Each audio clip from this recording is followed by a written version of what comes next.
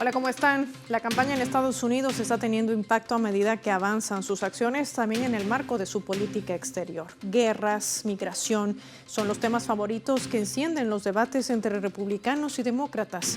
Pero, ¿con qué fin? Hoy vamos a analizar los escenarios y dónde apuntan estas estrategias. Inicia el mapa. Bienvenidos.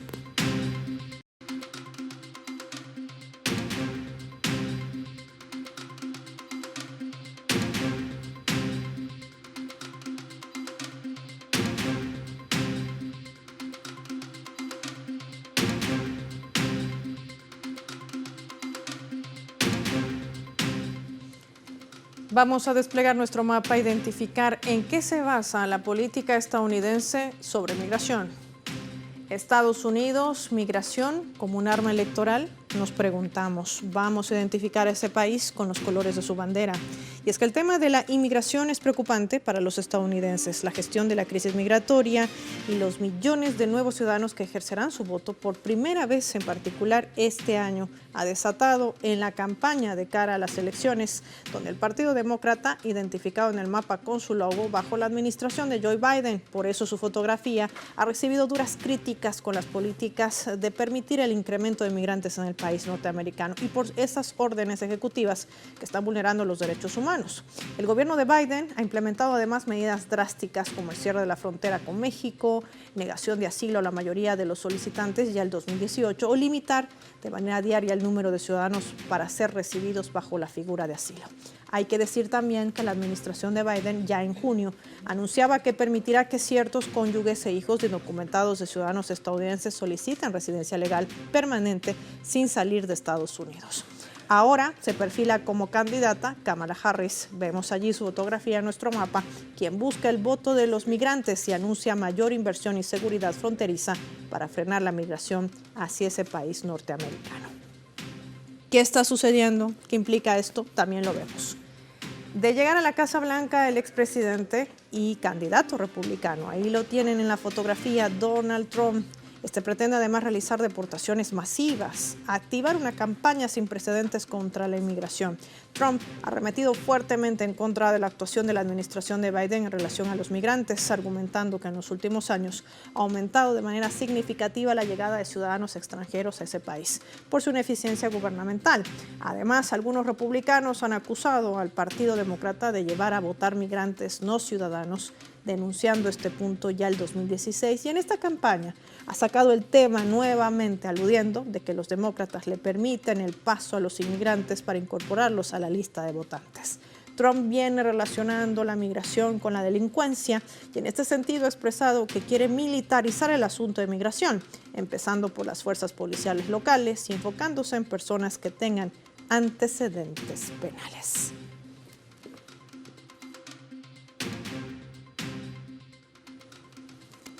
De esto y más vamos a conversar con nuestro primer invitado. Nos acompaña en directo desde México, analista internacional, Adrián Ramírez. Adrián, qué gusto tenerte con nosotros. Gracias por tu tiempo para Telesur y para el mapa. Muchas gracias, Paula. Muchas gracias, amigos de Telesur.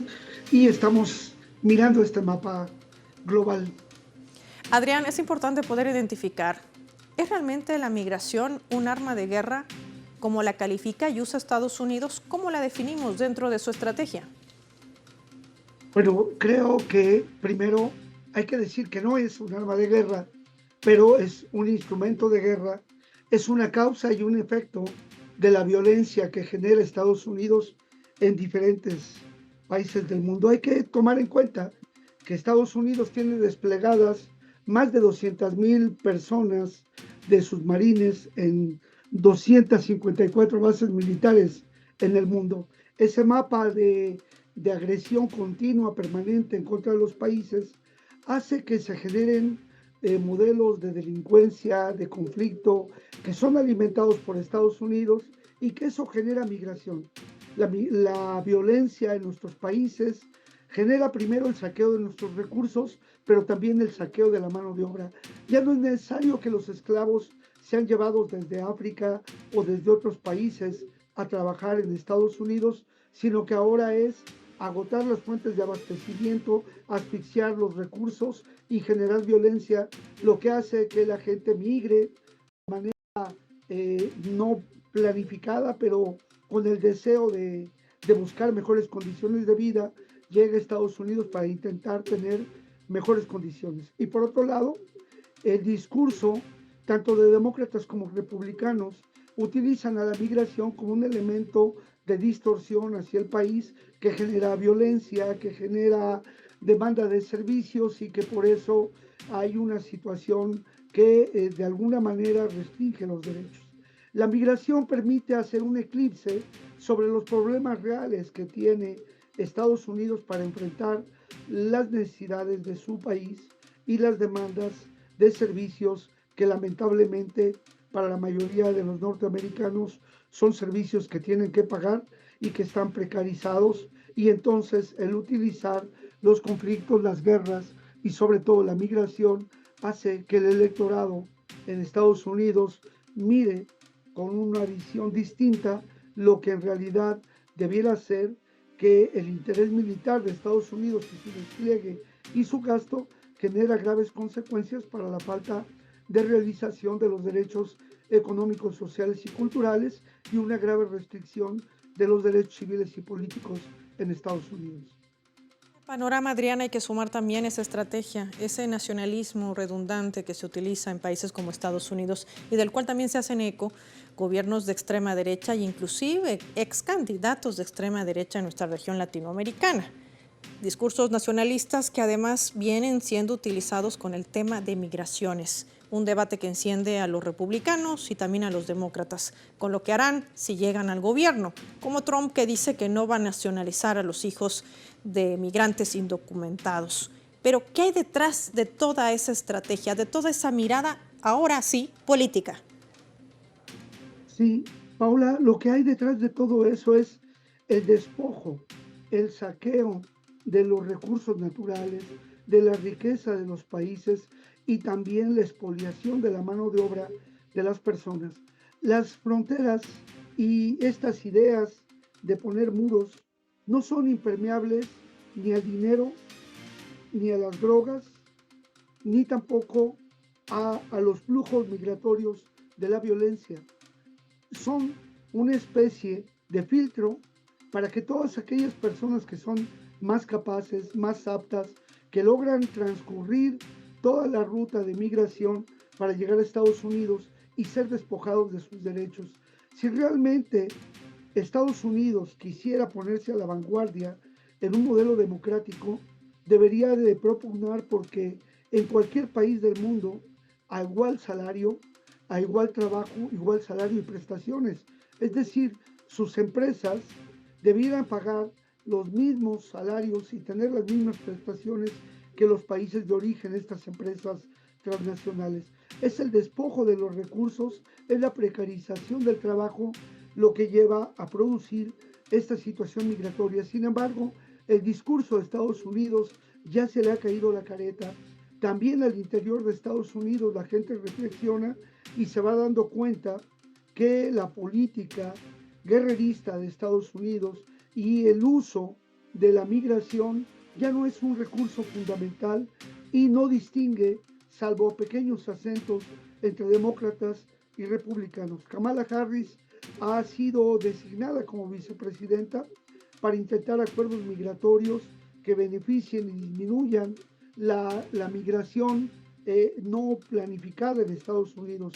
Pero el libre tránsito de personas que hace que la gente opte por migración no segura no ha sido detenida, y la verdadera esencia de lo que debiera favorecer la política migratoria es evitar los gastos militares y de guerra, aumentar la cooperación para el desarrollo y favorecer que haya un real respeto a la soberanía de los pueblos. Ahí tenemos que Venezuela lleva 7 millones alrededor de personas que han sido expulsadas. ¿Por qué? Por las medidas coercitivas unilaterales que han generado Estados Unidos, y lo mismo ha pasado en los diferentes países. La situación que hoy empieza a generar un nuevo flujo migratorio de Ecuador hacia otros lugares debido a la utilización de la guerra y a la delincuencia que ellos organizan es lo que produce este dolor de los fenómenos migratorios de muerte y Sí. exclusión en rutas no seguras. Sí, sin lugar a dudas, y de este tema me va a gustar profundizar al regreso de la pausa. Agradecer a Adrián Ramírez por su tiempo y su análisis para el mapa. Marquemos una pausa revisando nuestra escala.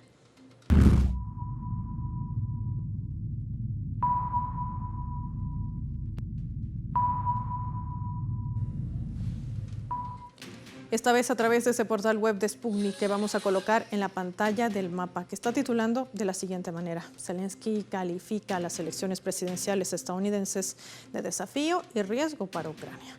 Así lo destacaba el presidente ucraniano, señalando que las próximas elecciones presidenciales en Estados Unidos, que se van a celebrar el 5 de noviembre, y su posible resultado suponen un desafío y un riesgo para Ucrania. La situación actual en Estados Unidos es un desafío, decía Zelensky. Hay riesgos que no se pueden predecir. Si gana Donald Trump, no sabemos cuál será nuestro diálogo. Yo creo que se refería a su destino.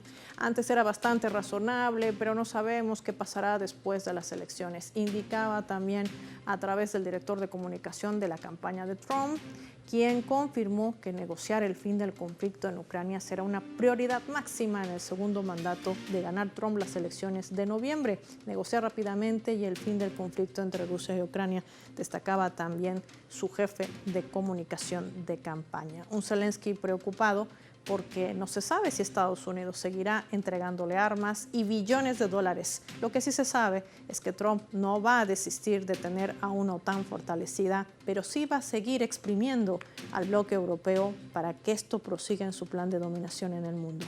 No nos engañemos, los demócratas y los republicanos tienen el mismo plan guerrerista y de dominación. Ya volvemos.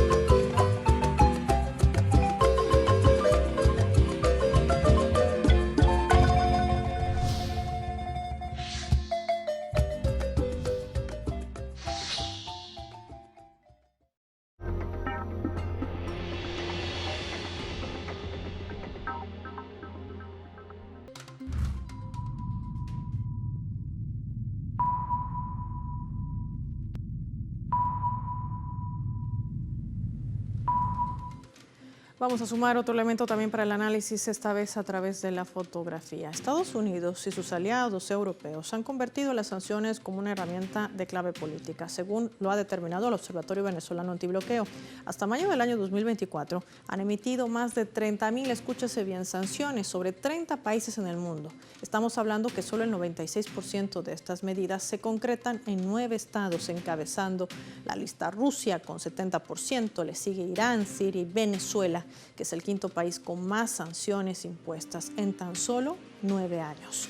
Washington por años ha venido liderando la lista del mayor sancionador del mundo, reflejando la influencia y el alcance de este país como un actor predominante en la imposición de estas medidas, que además han sido reiteradas por los propios relatores de Naciones Unidas como absolutamente ilegales y violatorias de los derechos humanos.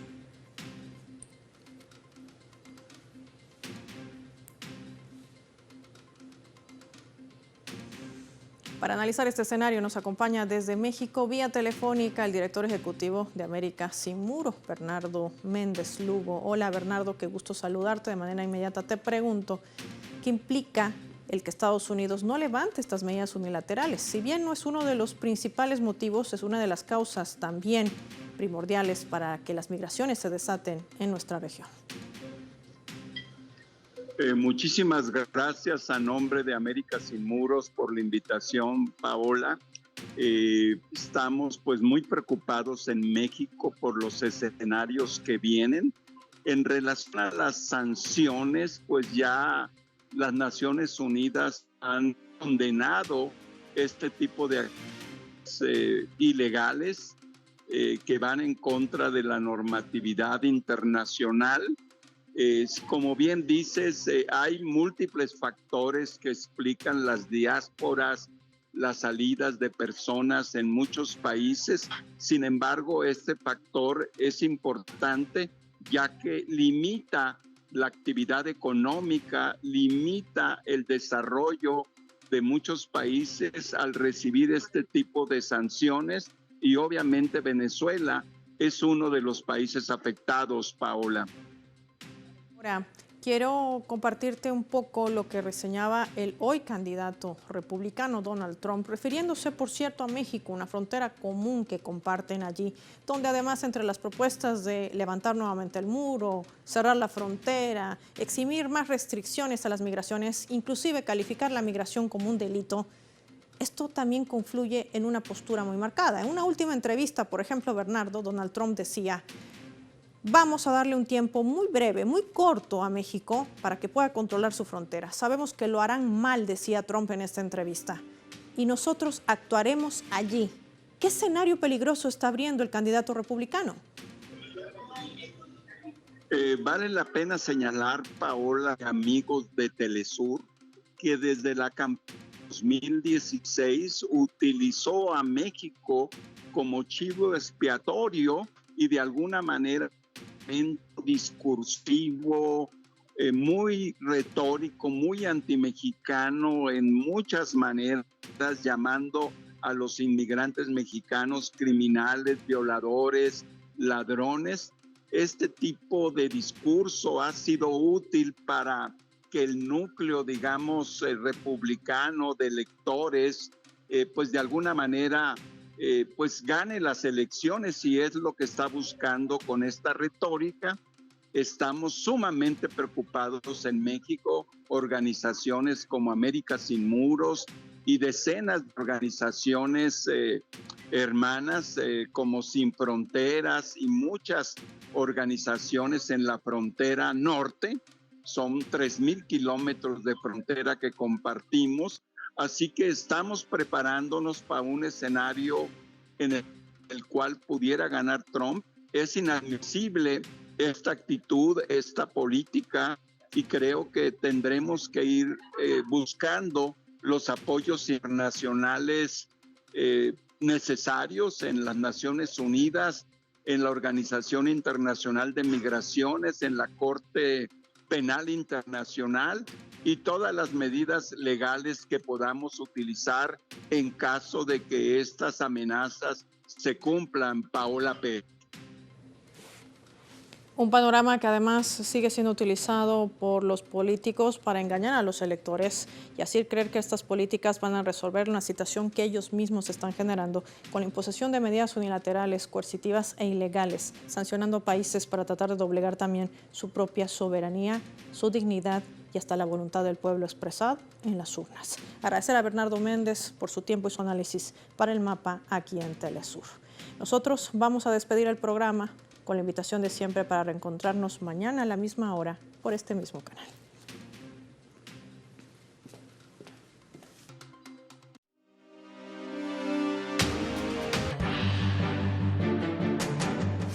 ¿Qué tal? Les habla Jorge Gestoso. Te invito a que me acompañes en un nuevo programa en donde estaremos desarmando